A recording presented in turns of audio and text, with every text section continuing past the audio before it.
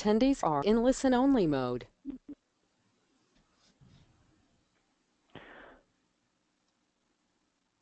Hi everyone, and thank you for joining us today in this travelprofessionalcommunity.com hosted webinar with Gifted Travel Network. Our speaker from Gifted Travel Network is the founder, Meredith Hill. Meredith Hill will be discussing about the 10 things successful business owners do, and a little bit about Meredith and her career. After years of running her own successful travel business, Meredith Hill founded the Global Institute for Travel Entrepreneurs, which is also known as GIFT, in 2011. To help other travel professionals discover the path to success. GIFT's coaching and training programs have helped hundreds of travel professionals identify their brilliance, define their needs, and implement successful business strategies so they can make more money selling travel. As it became apparent that many agents were struggling to find a host agency that has truly supported the niche model that GIFT teaches, Meredith teamed up with Vanessa McGovern and Jennifer Cochran to found Gifted Travel Network in 2013.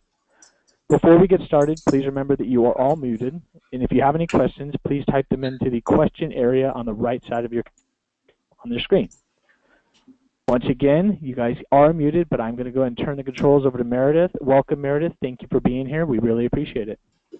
Thank you very much, Andy. Excellent. I'm very, very excited to be doing this. I'm ready to go. Ready for me to go? All right. Yep, go ahead. Okay. All right, so thank you everybody for joining me today for the 10 things successful travel business owners do. As Andy's introduction, I once was you. I sold travel for 10 years, and it took me a very long time to figure out how to attract enough clients so that I had an actual business and was making money. And I struggled for a good 6 years before I began looking outside the travel industry to find ways to do that. And it took me a little while, and I made a lot of mistakes. I did some things right, some things wrong, but ultimately I got to the place where I was attracting amazing clients, millionaires and billionaires and people who were on the Forbes 500 list as clients, and those were my ideal clients. And I realized that no one really is showing you how to do that, and most of the instruction going on within the travel industry is coming from suppliers, and it's not their job to figure out how to get you clients. That is our job as business owners, and the travel agent business model has changed so much in the last 25 years because of some significant changes in the industry. So that is exactly why I decided to start the Global Institute for Travel Entrepreneurs, which is my institute, separate sister company to the Gifted Travel Network. And in the meantime, as I was growing GIFT, launching GIFT and growing it, one of the questions we got time after time after time was, what host agency do you recommend? And in all honesty, we had a hard time recommending any host agency that was truly supporting travel entrepreneurs in the way that business is successful today. So we decided to start our own. So here I am, very, very busy woman, trying to run 2 different businesses and grow 2 different businesses that are relatively new in a very competitive marketplace. So let's go ahead and get started with the presentation. So the problem that we face in the industry, actually, as I was looking at these slides, I'm like, you know what, I'm going to switch this up today a little bit. I would say the problem is in the industry is basically what happens. So the problem that we face in the industry is that the travel agent is invisible. And because the travel agent is invisible, it doesn't mean there's no demand for the travel agent. It just means that most people are working from home, they don't have a presence, and the online booking engines have taken the consumer attention away from your existence. And because you're invisible, you have a really hard time attracting clients. And so really what happens is we end up with a predominance in the industry of what I like to call accidental hobbyists. What is an accidental hobbyist? It's someone who wants to make money selling travel, who has maybe transitioned from another career or is retired and wants to do something in their spare time, or maybe you were in a career and you decided you're a woman and you had children and now kids are off to school and you want to do something. You know, there's a lot of different categories, but you want to make money selling travel and you put yourself out there doing it, but no one's really showing you how to do it in today's day and age, and not just sell travel, but actually make money doing it. And so you're not really making enough money. And so when you don't make money in your business, it's not a business, it's a hobby. And so I call them accidental hobbyists because it's not that you want this to be a hobby, you want it to be a business, but you accidentally fall into a hobbyist mode because you're not making money, because you're not attracting enough clients, and thus, you don't have a business.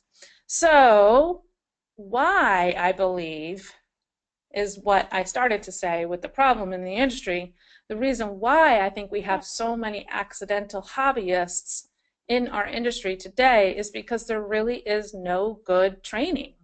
There is no program, there's no business school for people who want to make money selling travel at all. There's training on specific suppliers and there's training on specific products, but there is no cohesive, comprehensive, relevant training, travel agent training program out there, or at least to date there hasn't been. What do I mean by cohesive? Obviously something that's all in one place. What do I mean by comprehensive? Something that covers how to be a business owner, how to run a business, how to have vision, how to lead a business, and how to sell travel. Cohesive, meaning all the different pieces to the puzzle that would create a successful business. And relevant, obviously using marketing techniques that are actually working today. So that is why I decided to put together this presentation and our own travel agent training program at Gifted Travel Network, which I will speak to you about towards the end. But here is why, or this is, what I want you to do as you sit and listen to this presentation is take note of what you are doing correctly and what you're not doing correctly, because these 10 things, if you're doing all 10 things correctly, I guarantee you will have a successful business. And the reason why is because the opportunity to make great money selling travel has never been better. So if you fall into the accidental hobbyist, it's not because there is no opportunity. I emphatically believe that you can make great money selling travel in today's day and age. And not only that, the opportunity is only going to get better and better and better over the next 10 to 20 years, mostly because of the baby boomer segment of our population. I know there's been a lot of focus on the millennials and other segments of the population, but quite frankly, the baby boomers are now entering retirement. They've been entering retirement for the past 4 years, but we still have 15 years left of baby boomers to enter retirement. And in those first 5 years after retirement, possibly even 10 years after retirement, they are going to travel. Their demand for travel will increase. They will take 2 to 3 trips a year if they have the money to do it. And there are plenty of people in that segment of the population that have the money to do it, because actually the largest proportion of United States savings are possessed by baby boomers. So the opportunity to make great money selling travel is there. You absolutely can do it. You haven't really been shown how to do it correctly. So today is your day to check the list to see if you're doing the 10 most important things correctly. Okay, so let's begin. The first thing is, and this is really going to basics and backing up to the beginning, is you have to set up a separate legal entity for your business. There are many reasons for this. Probably the biggest reason is to protect yourself, to protect your personal assets. If you set up a separate legal entity, if you are sued personally, they can't go after the business. And if your business is sued, they can't go after your personal assets. So that's obviously the practical reason, but a little more of a mindset reason is that when you do, you start to treat yourself different. And the only way to get other people to respect you and your business as a professional business is when you start treating yourself like a business. So it is a fantastic first step in putting on your business owner panties, I like to say, your big girl panties or your business owner panties, and take a step in the direction of not only being a business owner, but acting like one. Okay, so that's really plain and simple. I am not going to tell you what kind of legal entity you should set up. That is something for you to discuss with an accountant or even a lawyer. You have multiple options, and you choose what works best for you. Number 2, budget, set financial goals, and track them. I cannot tell you how important it is to look at your numbers, to know your numbers, and to track your numbers. I am very much a creative, self-starter, like to throw things on the wall. I'm not a planner.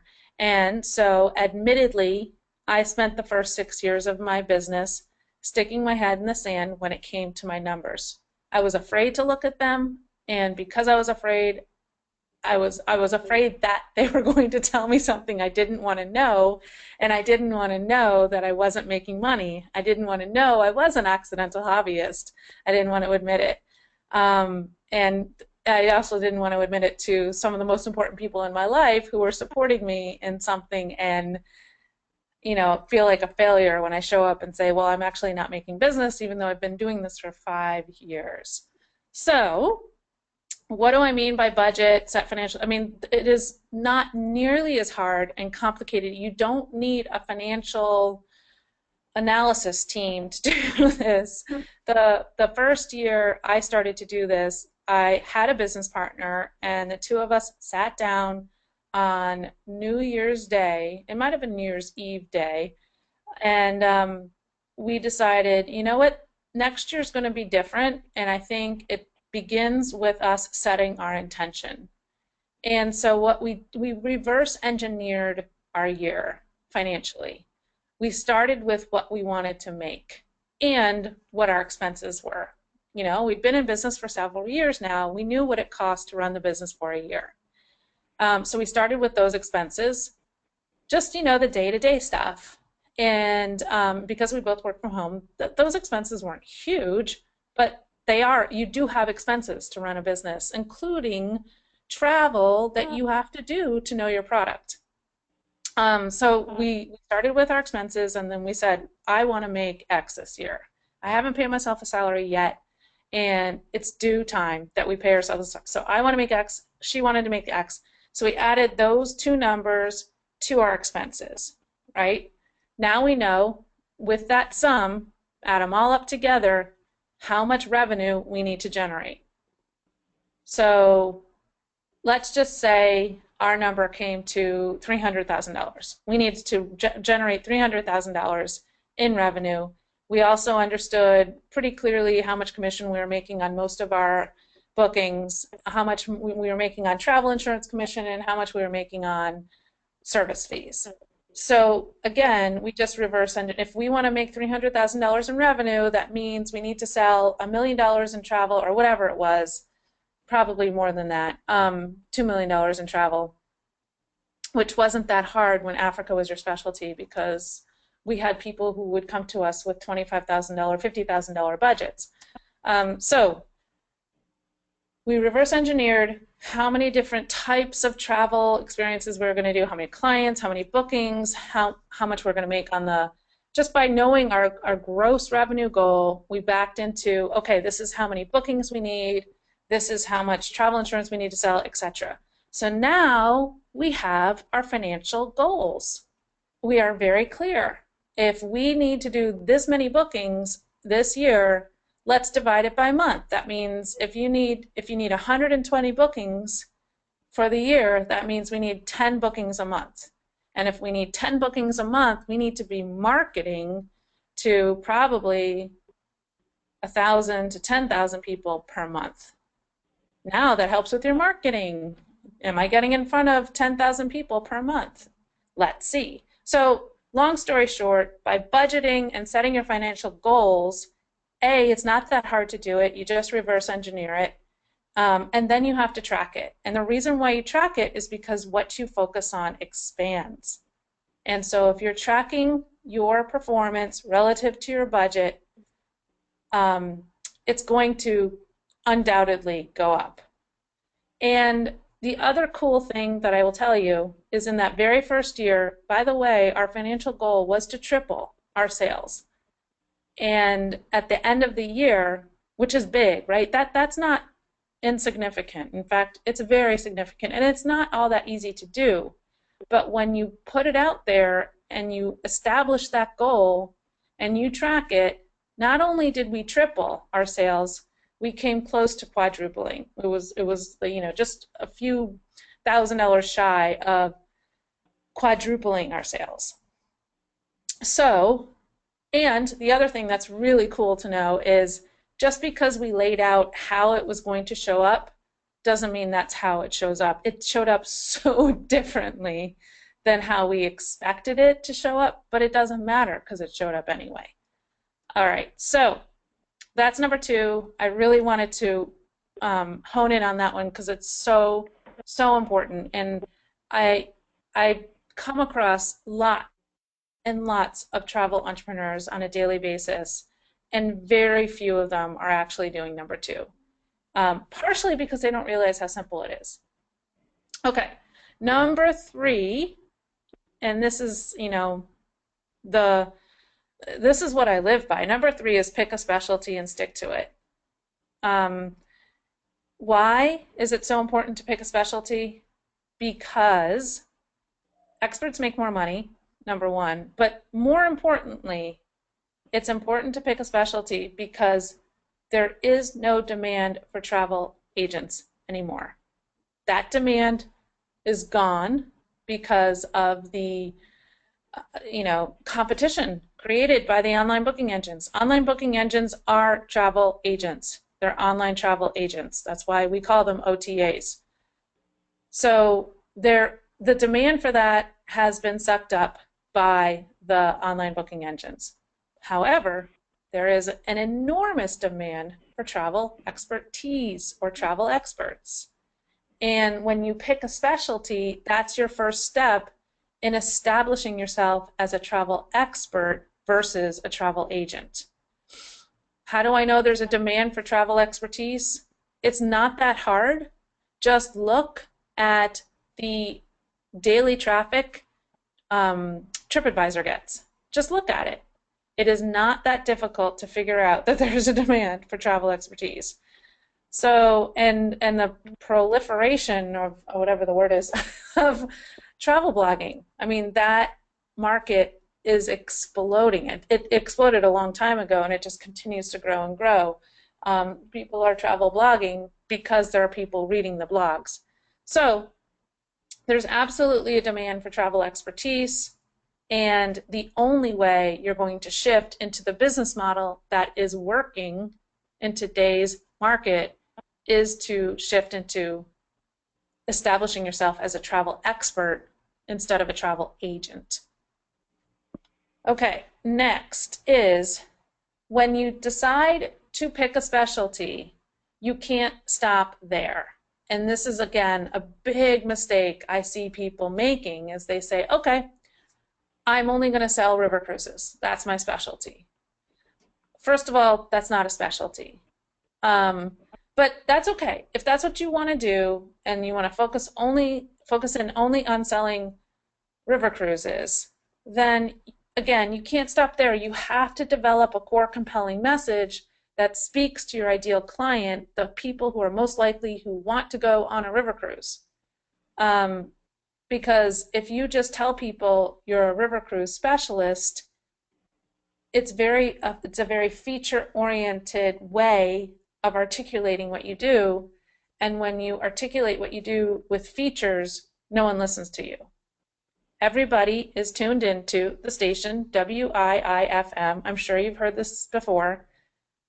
What's in it for me, right? Every single person you speak to, when they first start talking to you and they ask you what you do, they really don't care about what you do until they hear about what's in it for them or someone they know. So you have got to develop your brand, believe it or not, has to start with a core compelling message.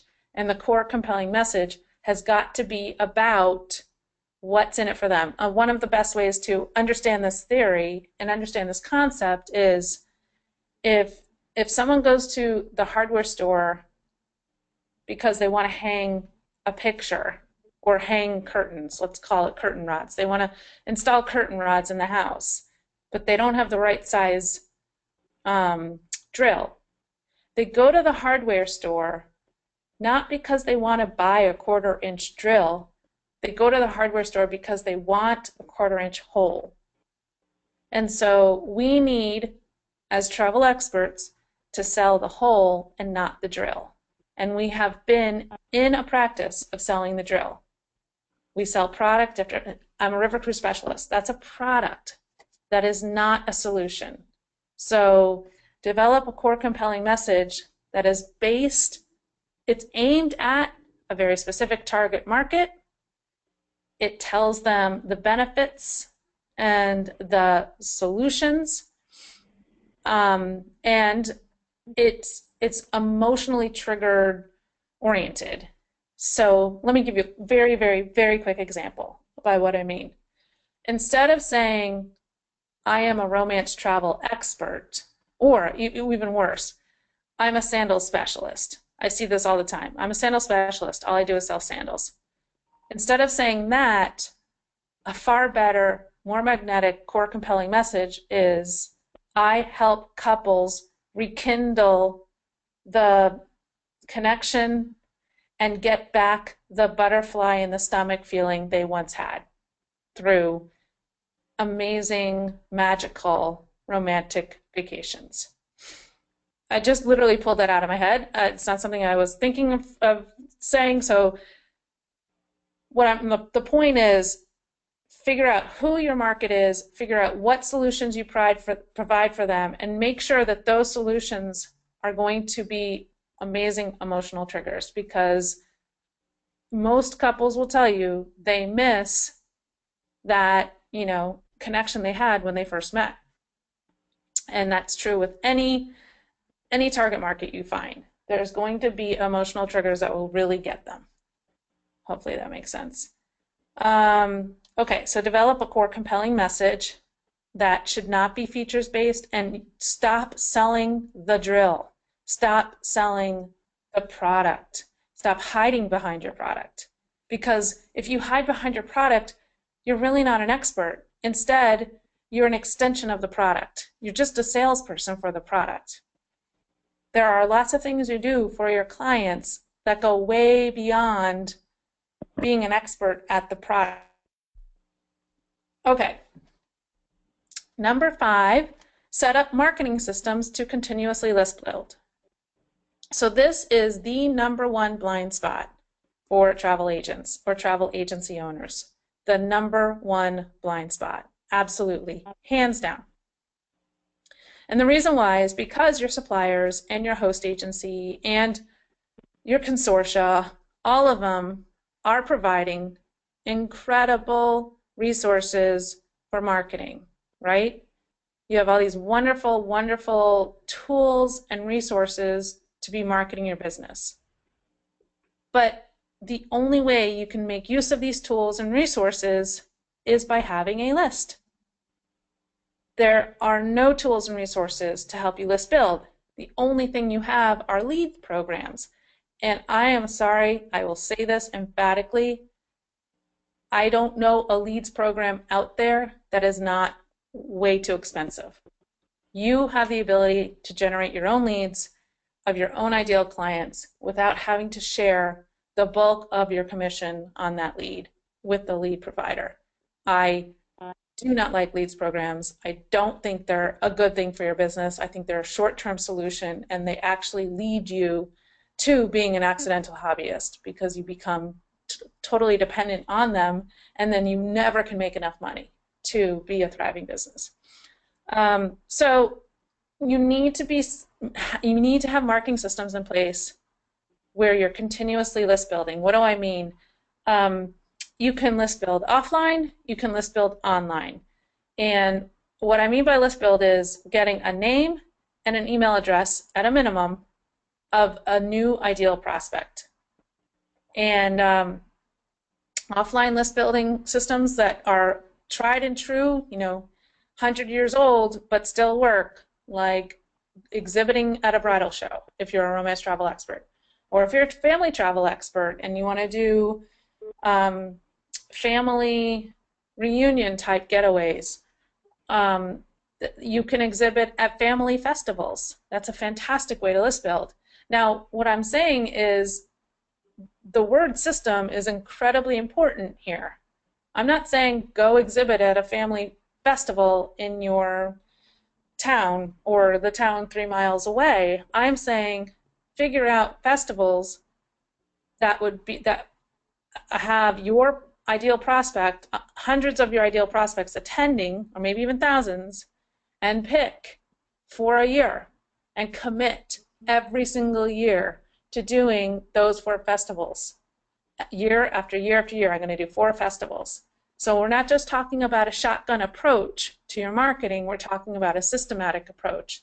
And when you do those festivals, you need to have your follow-up system for all the new leads on your list set up and completed long before you even exhibit, long before you're standing at the booth. Because if you wait until you're done with that exhibit, the likelihood of you actually following up those people is 0.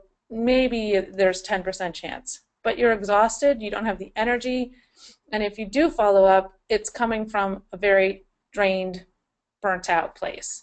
So, and there are systems that you can use where you can write your follow-up system long before, and the only thing you have to do when you get back from your show is enter the names and email addresses in the system, and you press go, and the follow-up system happens on its own. So that's one example of a list building system that's offline. Another one is speaking. Another one is networking. Another one is having a joint venture, partnering with other businesses who aren't already in front of your ideal client. There's online ways to do this too. Facebook ads is a fantastic way to list build. So long story short, figure out what, and this is why going back to picking a specialty, when you have a specialty, you also figure out who your target market is. And when you know very clearly who your target market is, you have a much better idea of where they're hanging out. So when you go to set up marketing systems to list build, you're going to say, well, actually, my ideal client is not even on Facebook, so I'm not going to bother with that. But they are attending these shows, or they are on LinkedIn, or right? So you have a much better idea of where to even start with your list building systems.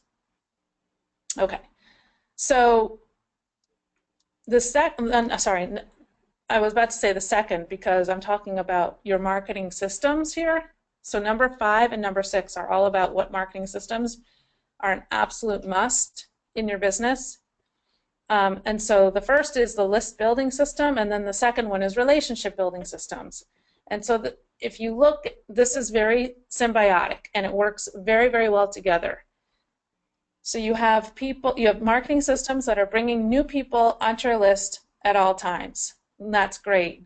But then you need to build a relationship with them too. So you need marketing systems that nurture the relationship or build a relationship.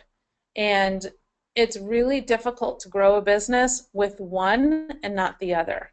And in all honesty, most businesses truly only focus on one marketing system. In the travel industry, that happens to be the relationship building systems. And that's what you are getting from your consortia or your suppliers or your host agencies providing or your franchises providing. They are providing excellent relationship building marketing tools. So use them, absolutely use them. But I think it's incredibly important to not use them in isolation or by themselves. You must insert yourself into those relationship building systems. So you must supplement the relationship building marketing systems that you are using or being provided with by those resources. You must supplement them with, I mean, my favorite, absolute slam dunk, no questions asked, favorite tool to supplement those relationship building tools is the weekly electronic newsletter. There are so many reasons why it's my favorite, but you have to follow the formula we teach on the Institute side, which is, if anyone of you have received my own electronic newsletter, I use the same formula. And it's quite simple. You begin with a personal note or a personal greeting from yourself, and then you follow up with a feature article, one a week. You have to write one article a week. I really do not believe that anybody else should be writing your newsletter. I still write my newsletter, and I have a team of 7 people here, marketing associates, multiple ones, but I still write the newsletter. They set it up and get it sent out, but I'm writing it because this is how you build know, like, and trust. And people do business with people they know, like, and trust. The other reason is most likely you don't have a storefront. And even if you have a a brick and mortar storefront, this is how you stay top of mind, right? So I want you to see the weekly electronic newsletter as your own virtual storefront and not as a direct marketing system to get inquiries every single week. No, the whole point of the weekly electronic newsletter is to build know, like, and trust. People do business with people they know, right, and like, and once they get to know you, they almost automatically like you. This is something I learned in How to Win Friends and Influence People by Dale Carnegie. That's a book that's almost 100 years old, but his philosophies are still very, very valid in sales. So if people get to know you, and that's why the greeting is so important, because you want to let them in, give them a way to get to know you better, they will like you. And when they like you, they trust you. And not only when they like you, they trust you, if you're giving them valuable information, and that's the whole point of the feature article, they're going to like you and trust you even more. And when they trust you, they believe you're the expert. And the whole point of this business is to establish yourself as an expert, not as an agent, right? So, long story short, the weekly electronic newsletter is critical. It's a fantastic relationship building tool, and it's an awesome way to supplement the relationship building tools you already get from your consortia or your franchise or your host agency or even directly from your suppliers. Okay, so the moral of the story is, when it comes to marketing, you must have marketing systems for each of these goals. You must have marketing systems in place to list build, and then you must have marketing systems in place to nurture relationships with your people on your list. And when you do both effectively, your business will grow. I guarantee it. Okay, moving on to number 7. Let me just see where we are for time. Okay, good. We're good. So obviously, you sell what you know. The irony of number 7 is I'm going to come down hard on those of you that I think there's a tendency in the industry, because we're invisible and we don't know how to attract clients, and we really struggle with finding and attracting enough clients in our businesses, we swing the pendulum all the way to the other end in terms of product knowledge.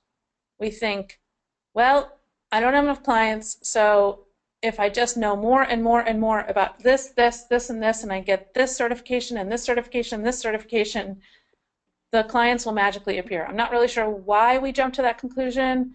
I did it myself. I see everybody in the industry doing it on a daily basis. But that's what happens is we naturally swing to the other side of the pendulum thinking, okay, I love this. Oh, I love this product. Oh, I love this product. If I know more and more and more and more about it, then maybe I'll find the clients. So my point here is absolutely sell what you know, absolutely dedicate a portion of your business to product knowledge, for sure. But I would say you're probably dedicating too much of your time to product knowledge, and my recommendation is to dedicate more of your time to marketing education and client attraction education and implementation.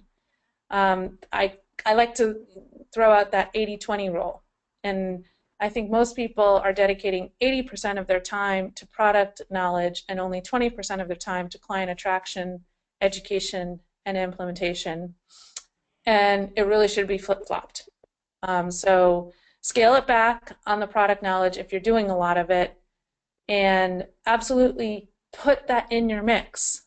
So it's important, but you may be overdoing it and underdoing the client attraction side.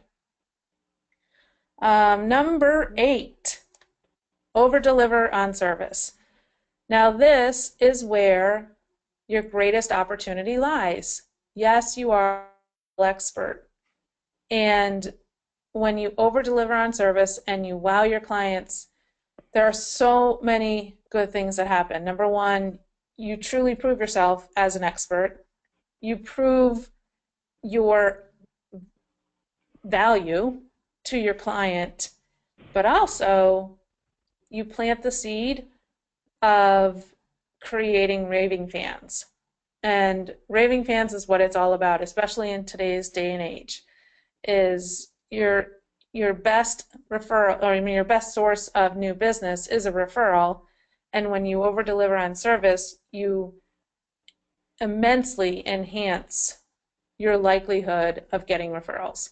So what do I mean by over deliver on service? Well, I think a great way to think about it and consider it is on the Institute side, what I like to do is break down the sales process into 4 phases.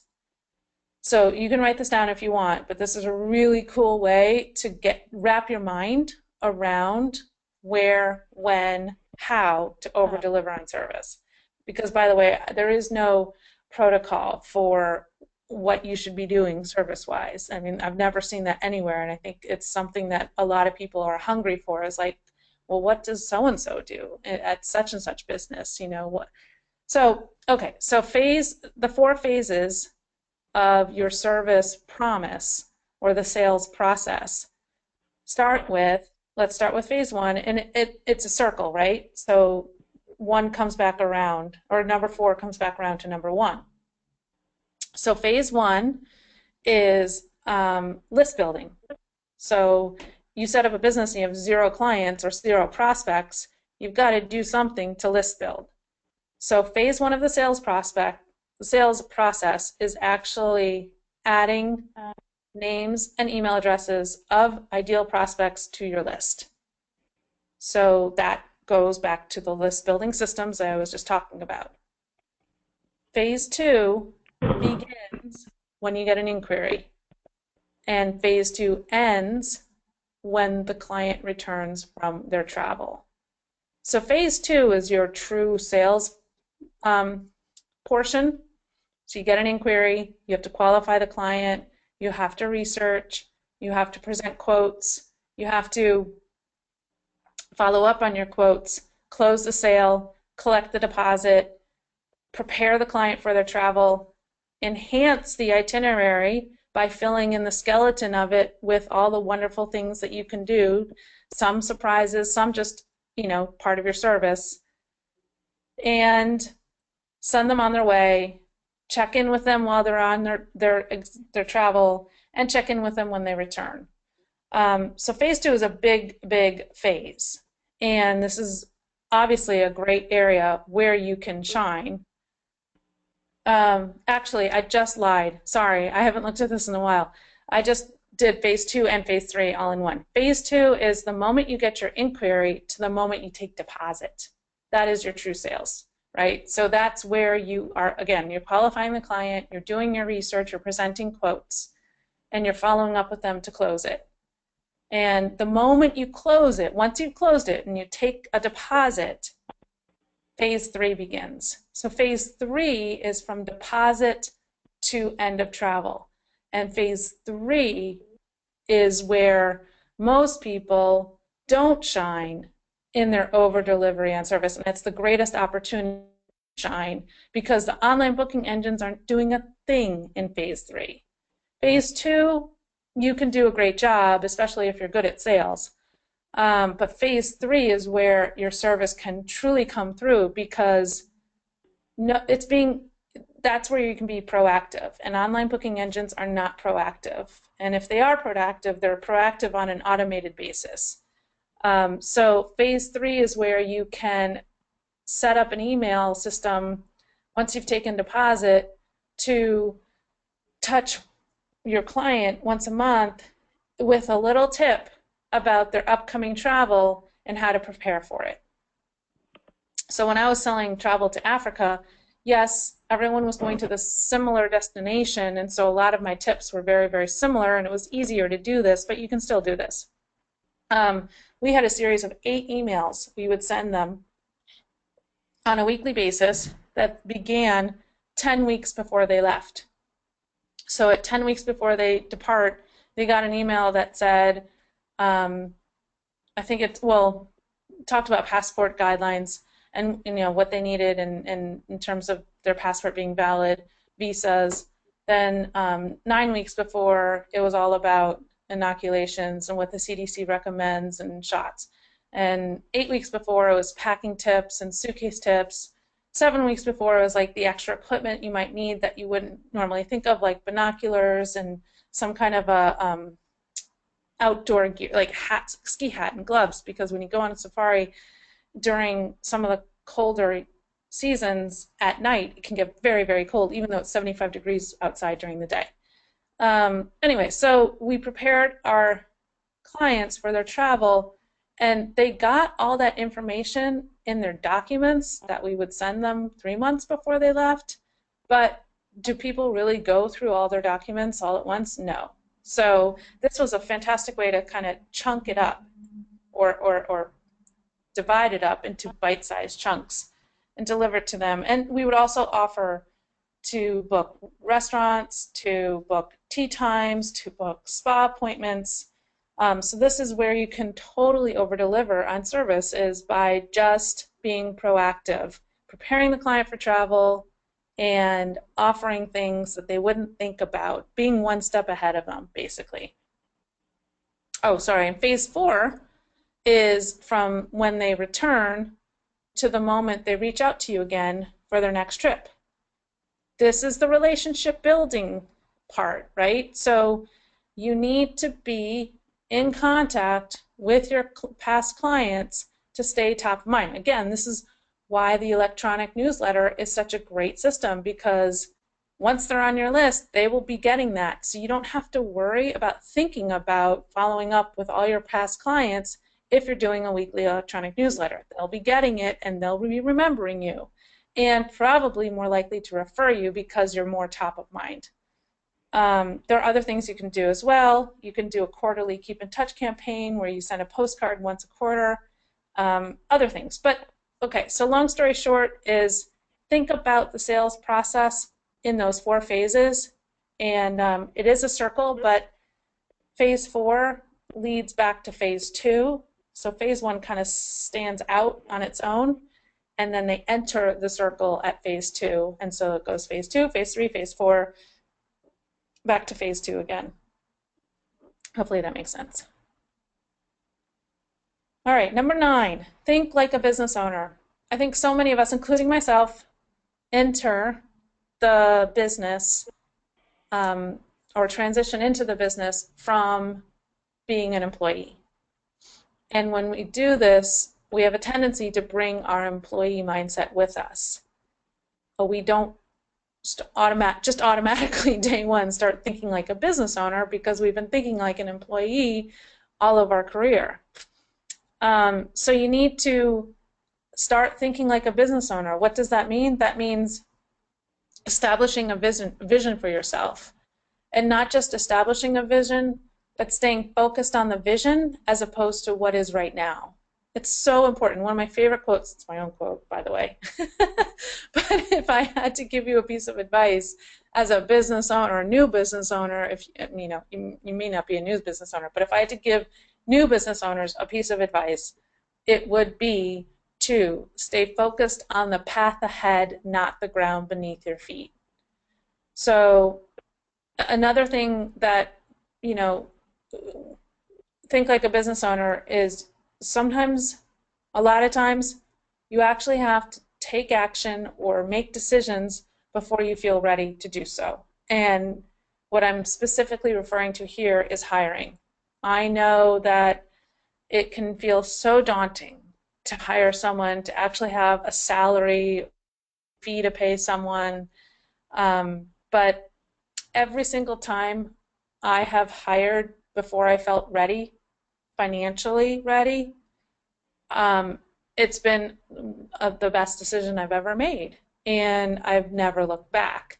And so it's just a great proof or a validation that a lot of times you are presented with an opportunity to make a decision. You don't feel quite ready for it, but you got to do it anyway. So establish a vision, hire before you're ready, hire slowly, fire quickly. Going back to, I think it was number 2, do your numbers. Absolutely know your numbers. Establish your financial goals and track them. That's huge in terms of thinking like a business owner. And make decisions from your head and not your heart when it comes to your business. The only time I disagree with this is when you're coming up with your message and your branding. That should be coming from your heart. But for example, if you are with a host agency and you're not on a good deal, you're not on a good split, you're giving your money away. And I've heard over and over and over and over again from people, but they're really good to me. Or I invested $10,000 in my franchise and I would just want to get it back. But that's making a decision from your heart and from a feeling place. You just got to make a rational decision about that. If your host or franchise is not maximizing your profitability, you should change because you have other options. There is nothing keeping you there except for a sense of loyalty or a sense of fear. So think like a business owner. And the last one is get expert advice. You don't have to do this alone. There is zero chance I would have grown my business the way I grew it if I hadn't left the travel industry and sought advice on how. Now, I had to leave the travel industry. Nowadays, you don't. We have experts within the travel industry. But back then, there really was nobody in the travel industry that could help me understand how to attract clients in a consistent, systematic way so that I had a consistent pipeline of new clients and didn't have to worry about my numbers anymore or my cash flow anymore. But you don't have to do this alone. You don't have to reinvent the wheel. And there is nothing wrong with getting expert advice. It's, in fact, some of the most successful business owners out there regularly get expert advice from outside their own board of directors. And one of the best ways to be successful is to find someone who has had the success that you want and to just model them. So that is definitely something that I did in my business, and it was a really good decision. All right, so here we go. Those are the 10. Let's just go through them quickly again. All right, set up a legal entity for your business, budget, set financial goals, track them, pick a specialty, stick to it, develop a core compelling message, set up marketing systems to continuously list build, set up marketing systems to continuously nurture relationships, sell what they know, over-deliver on service, think like a business owner, get expert advice. So I told you at the beginning that we do at Gifted Travel Network, we're very proud of our own travel agent training program that we have developed in-house. It's our own, it's organically grown, um, and we've been putting students into it for probably 18 months now, and it's awesome, and I'm very, very proud of it. But basically, if you want to master these 10 things and you haven't had that kind of instruction, that might be a really good way to go. So our travel agent training program is called the Travel MBA, which stands for Master, no, it doesn't stand for Master's Business. It stands for Marketing and Business Academy. We use that acronym on purpose because we want you to really think about it like travel business school, not just travel school. We don't just teach you how to sell travel. We absolutely teach you how to sell travel, but that's one of the just one of the pillars of having a successful business. You need to know how to be a business owner. You need to know how to run your business operationally. You need to know how to have the right mindset of an entrepreneur. And you need to know the client attraction side too. So here we go. What does the program have in it? So it comes with a curriculum, which is a huge piece of it. There's 13 modules in the curriculum, and that's the static part. But there's lots of other dynamic pieces to the program because we understand that people learn in many different ways, and so we have tools to address the different learning styles. So the course curriculum is awesome, and it goes through all the different aspects that I've been talking about now. Then you have a monthly Q&A call with me every single month. You also have a Nail Your Niche. So this is where I help you identify your expertise and your core compelling message. That's one-on-one with me. You get one-on-one calls every single month with your own travel agent mentor. So this is going to super help you with the selling side of travel and the strategy side of your business. Obviously, you get travel agent credentials through GTN. We have an amazing tribe of people that are supportive. It's collaborative, and you get a completion certificate. These are just the modules. You can get all this information if you go to the website, getyourtravelmba.com. I think what's most important to understand is what it costs. So it's $29.97, but we do have a 6-pay or a 12-pay option. The value of the travel agent mentor one-on-one calls, that investment is probably not even enough to cover the value of that alone. So we feel like you're getting a ton of value, especially when your other options are to invest in a $10,000 franchise. It's still not going to teach you how to attract clients. You have all kinds of great tools for marketing to clients, but if you have nobody on your list, how do you use those tools anyway? You could spend $40,000 on business school, or you could go the other way and invest nothing and try and figure it out yourself. So anyway, so that's our Travel MBA program.